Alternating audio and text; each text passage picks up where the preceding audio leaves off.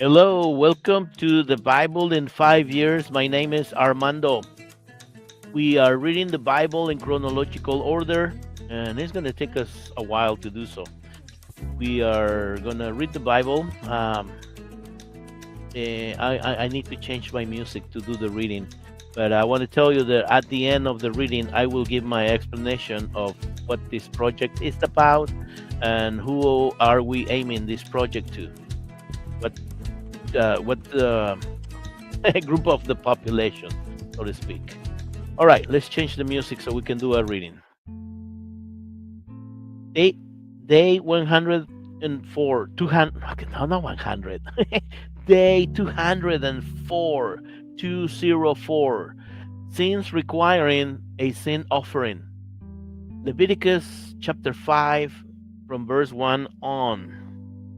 If any of the people are called to testify about something they have witnessed, but they refuse to testify, they will be held responsible and be subject to punishment. Or if they touch something that is ceremonially unclean, such as the dead body of an animal that is ceremonially unclean, whether a wild animal or domesticated animal, or an animal that scurries along the ground, they will be considered ceremonially unclean and guilty, even if they are unaware of their defilement. Or if they come into contact with any source of human defilement, even if they don't realize they have been defiled, they will be considered guilty as soon as they become aware of it. Or if they make a rash vow of any kind, whether its purpose is for good or bad, they will be considered guilty even if they were not fully aware of what they were doing at the time. With any When any of the people become aware of their guilt in any of these ways, they must confess their sin and bring to the Lord as their penalty a female from the flock, either a sheep or a goat. This will be a sin offering to remove their sin, and the priest will make atonement for them. If any of them cannot afford to bring a sheep, they must bring to the Lord two young turtle doves or two young pigeons as the penalty for their sin. One of the birds will be a sin offering, and the other will be a burnt offering. They must bring them to the priest, who will offer one for the oh my gosh. They must bring them to the priest, who will offer one for the birds as the sin offering. The priest will wring its neck, but without severing its head from the body. Then he will sprinkle some of the blood of the sin offering against the sides of the altar, and the rest will be drained out at the base of the altar. The priest will offer the second bird as a whole burnt offering, following all the procedures that have been prescribed. In this way, the priest will make atonement for those who are guilty, and they will be forgiven. If any of the people cannot afford to bring young turtle doves or pigeons, they must bring 2 quarts of choice flour for their sin offering. Since it is a sin offering, they must not mix it with olive oil or put any incense on it. They must take the flour to the priest, who will scoop out a handful as a token portion. He will burn this flour on the altar, just like any other offering given to the Lord by fire. This will be their sin offering. In this way, the priest will make atonement for those who are guilty, and they will be forgiven. The rest of the flour will belong to the priest, just as with the grain offering. All right, we have come to the end of our reading. Sometimes I struggle to read these things because it's like sacrifice of animals.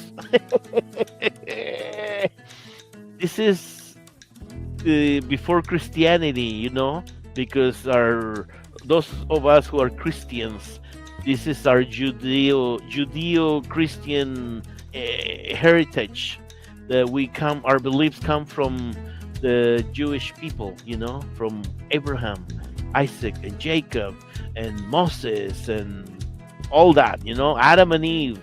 So yeah, but some of the things the God asked them to do back then, all the sacrifices for animals for the forgiveness of their sins.